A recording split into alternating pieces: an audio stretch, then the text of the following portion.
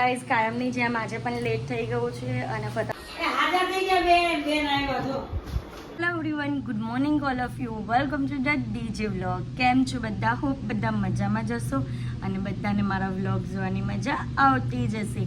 તો જો તમને મારા વ્લોગ જોવાના ગમે તો બધાને કહેજો અને નહીં ગમે તો ફક્ત મને જ કહેજો. સો ગાઈઝ, આજથી હું મારો વ્લોગ સ્ટાર્ટ કરું છું. મને કાલે જ હોસ્પિટલથી ડિસ્ચાર્જ મળ્યું છે અને આજે મેં વ્લોગ સ્ટાર્ટ કરી દીધા છે અને આજના દિવસે મારે જવાનું છે એક ઇવેન્ટ પર. એક્ઝિબિશન છે ત્યાં. તો જેમનું એક્ઝિબિશન છે તે મારા બહુ ક્લોઝ છે અને એમને મને પર્સનલી ડ્રેસ મોકલી છે કે તારે આ ડ્રેસ પહેરીને જ આવવાનું છે ત્યાં.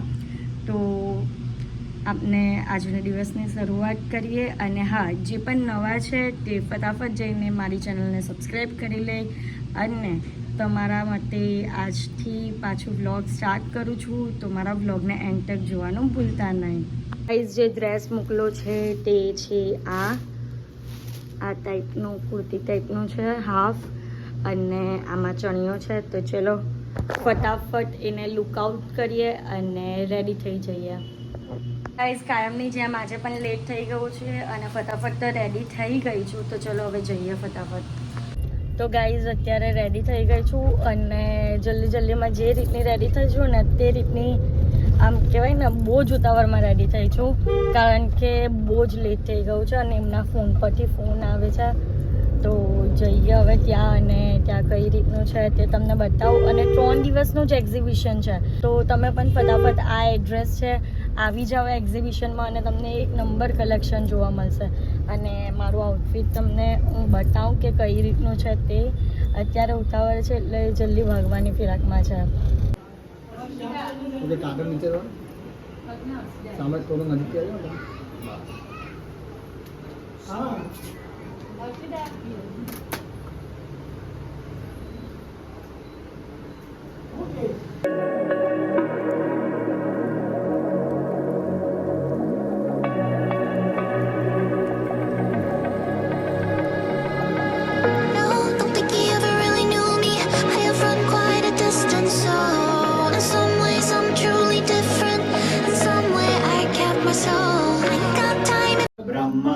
दीपज्योति जनार्दन दीपो हर्तु मे पापम दीपज्योति नमोस्तुते.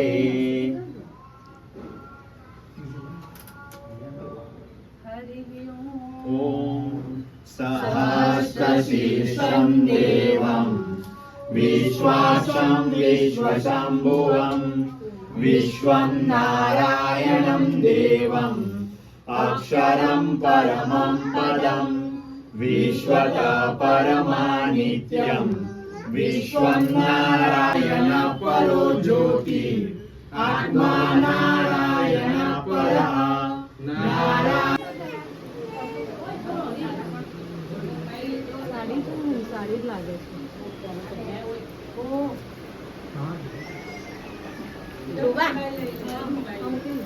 ચલી ફોટો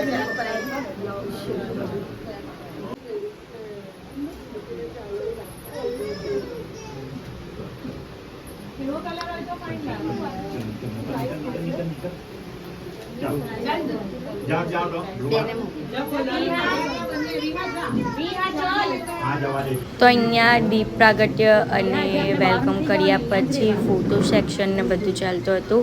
તો મસ્ત વિઝિટ કરવા આવજો તમે. અને આ જે આઉટફિટ મેં પહેરેલું છે એ પણ એમને જ બનાવ્યું છે સ્પેશિયલ. તો જલ્દીથી આવી જાઓ.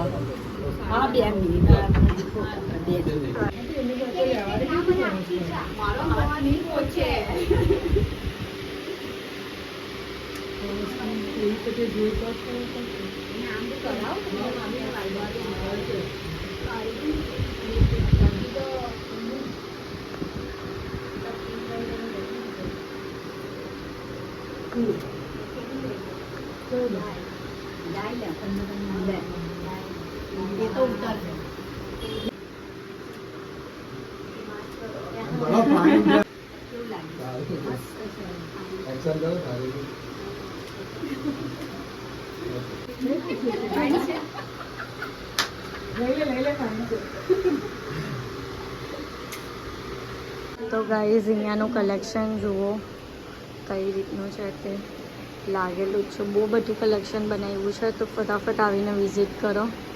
હેન્ડ પ્રિન્ટથી માંડીને બધું જ છે. ગાઈઝ અત્યારે ઘરે આવી ગયા છીએ અને ઘરે હવે જમવું માંદગીવાળું જમવાનું, કારણ કે અત્યારે મારાથી સારું એવું ખવાય નહીં. નાખી દે. સારું એવું મારાથી ખવાશે નહીં. મારે બસ સાદું જ ખાવું પડશે, જેમ કે નોર્મલ ફૂડ ખાવું પડશે.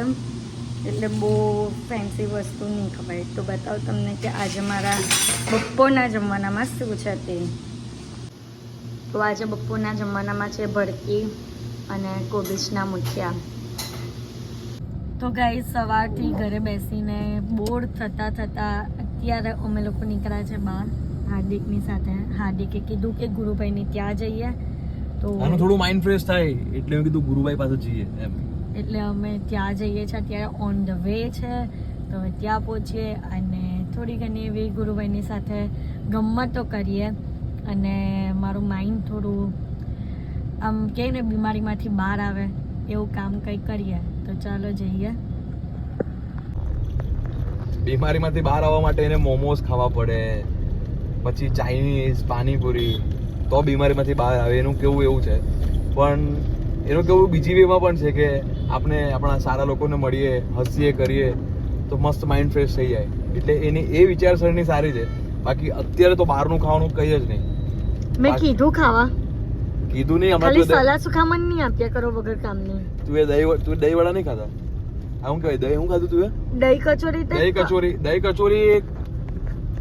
દહીં કચોરી. ગાઈઝ મને કેવો કમેન્ટમાં કે દહીં કચોરી વસ્તુ શું કહેવાય, એમાં કઈ અનહેલ્ધી વસ્તુ આવી કે એ વસ્તુ નહીં ખવાય. કચોરી અનહેલ્ધી જ આવે. તેલમાં તળે. બાકી એની અંદરનો જે સાંજો હોય તે કઈ એટલી બધી કચોરી નથી નાખી દીધી ને પેલી મોટી કચોરી નથી લીધી કઈ. તો એ પેલી નાની જે સૂકી કચોરી આવે ને જે નાસ્તામાં ખાય આમ, તેરી એ કચોરી કે જે કહે ને કે હેલ્ધી, વરિયાળી આવે અંદર ને થોડો સામાન એનો જે સાંજો બનાવે તે ટાઈપની, પણ એ હેલ્ધી વાળી. ને કચોરી અનહેલ્ધી કાથી આવી પેલી વાત છે. અને એને તળે ને એમ કે બહુ 5, 6, 7, 8, 9, 10 ખાઈ લીધી હોય તો અનહેલ્ધી. આટલી કચોરી દહીં પણ કચોરી તારા તું અત્યારે recover ચલો થઈ બસ તારી- વાત બતાવો. તારી અત્યારે recover છે આપણે ગુરુભાઈના ઘરે.